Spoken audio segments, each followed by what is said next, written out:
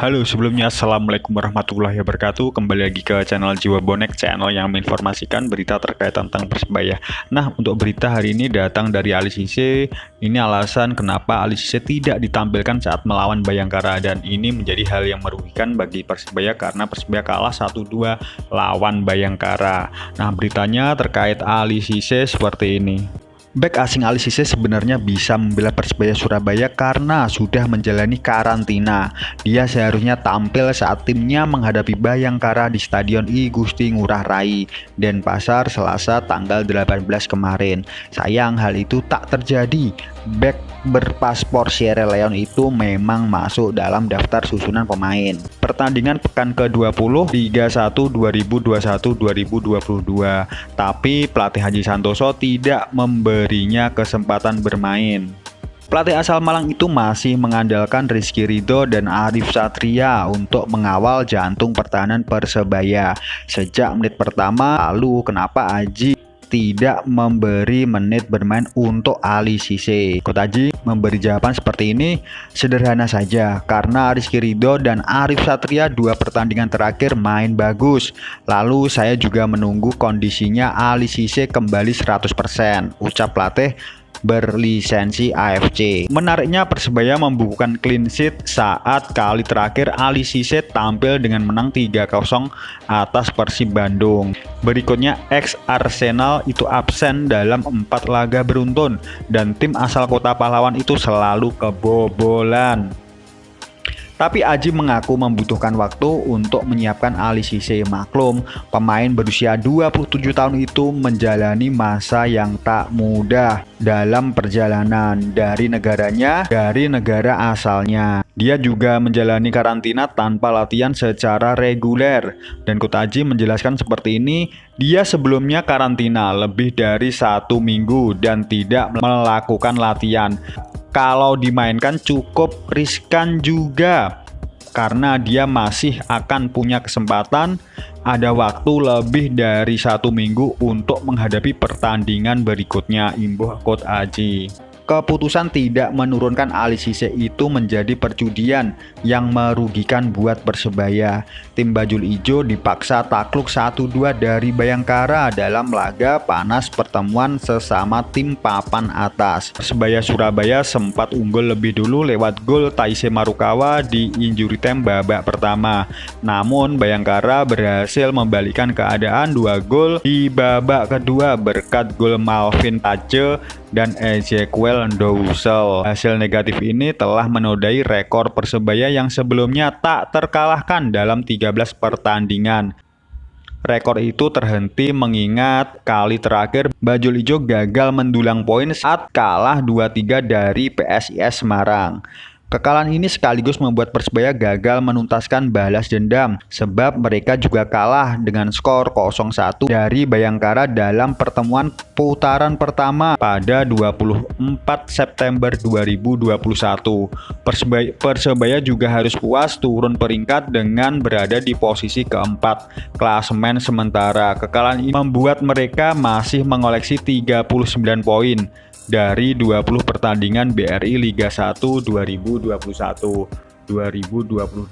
Delok kondisi seperti ini memang benar apa yang diucapkan Coach Aji. Jadi Coach Aji lebih memikirkan kondisi pemain. Jadi kesimpulannya lebih mementingkan kondisinya Ali Cisse yang baru saja perjalanan jauh dan mengikuti karantina.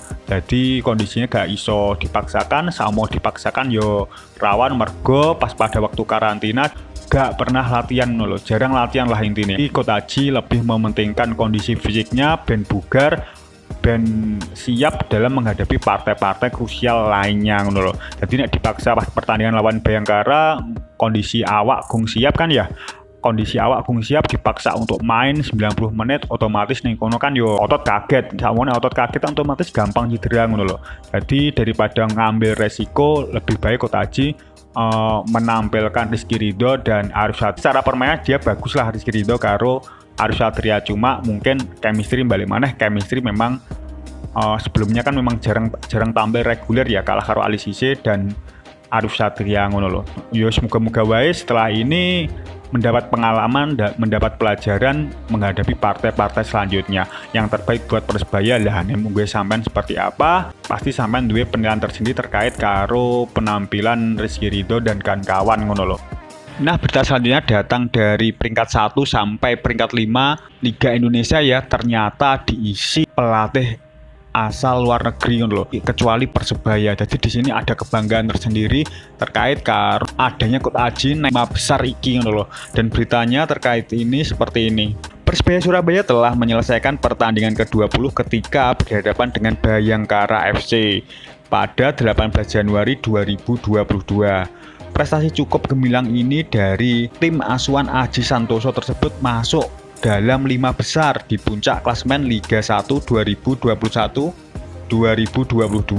Kekalahan Persebaya Surabaya di laga terakhir membuat skuad Bajul Ijo turun peringkat menjadi peringkat keempat di bawah Persib Bandung yang menduduki peringkat ketiga. Persebaya Surabaya merupakan klub berbasis di Surabaya. Klub ini merupakan salah satu klub pendiri dari PSSI bersama dengan 6 klub lainnya. Klub yang berjuluk Bajul Ijo itu juga terkenal dengan supporter yang memiliki karakter sangat keras jika berurusan dengan PSSI. Para pendukung fanatik dari Persebaya Surabaya ini disebut dengan bonek.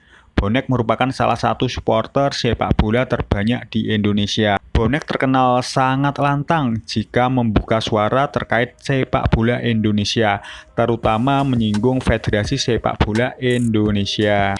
Tidak hanya itu, sang pelatih Aji Santoso selalu menjadi sorotan publik karena prestasinya bisa membuat Persebaya Surabaya dapat menciptakan para pemain bintang. Persebaya Surabaya telah mencatat beberapa kali menyumbang para pemain untuk membela tim nasional. Terakhir, pasukan kesebelasan yang identik dengan warna hijau tersebut menyumbangkan pemain terbanyak di timnas saat melakoni laga uji coba internasional FIFA 2022. Mereka adalah Marcelino, Ricky Kambuaya, Rizky Ridho, Rahmat Irianto, dan Hernando Sutaryadi. Bahkan 4 pemain Persebaya ini diantaranya merupakan pemain yang pernah bermain di Piala AFF 2020 tahun lalu. Selain itu, mengingat Persebaya tengah bersaing di puncak klasemen bersama 5 klub besar lainnya yang merupakan tim rival. Nama Aji Santoso menjadi pelatih asal pribumi satu-satunya yang berhasil bersaing dengan pelatih asing di puncak klasemen saat ini. Di tengah situasi tersebut, Aji Santoso bersama pasukan Bajul Ijo seperti dikepung orang-orang asing. Aji Santoso harus bersaing dengan sosok Paul Munster, pelatih Bayangkara yang saat ini bertengger di puncak klasemen. Kemudian ada Eduardo Almeida, pelatih asal Arema yang saat ini peringkat 2. Coach Persebaya Surabaya itu juga tengah bersaing dengan Robert Rene Albert yang juga mengasuh Persib Bandung, serta satu klub di bawah skuad Bajul Ijo yaitu Bali United. Aji Santoso juga dikepung oleh Stefano Cugura. Jadi nanti songko pelatih daftar pelatih asing Indonesia ya, dari peringkat 1 sampai peringkat 5 full pelatih asing menolak. Makanya Coach Aji dikepung oleh 4 pelatih asing dari luar negeri, dan ini suatu kebanggaan. Coach Aji ternyata bisa loh, sangat bisa bersaing dengan pelatih-pelatih asal luar. Jadi Persebaya benar-benar iso ngangkat potensi lokal yang ada di Indonesia iki loh, baik itu main Persebaya atau pelatih Persebaya itu sendiri loh. Jadi ini suatu kebanggaan kita lah, mergo melihat Persebaya bisa mengandalkan pemain-pemain lokal yang benar-benar sangat berkualitas, dan adewe iso ngetokne pemain-pemain potensial sing iso nyumbang neng timnas dengan pemain-pemain yang sangat bagus, yang sangat potensial.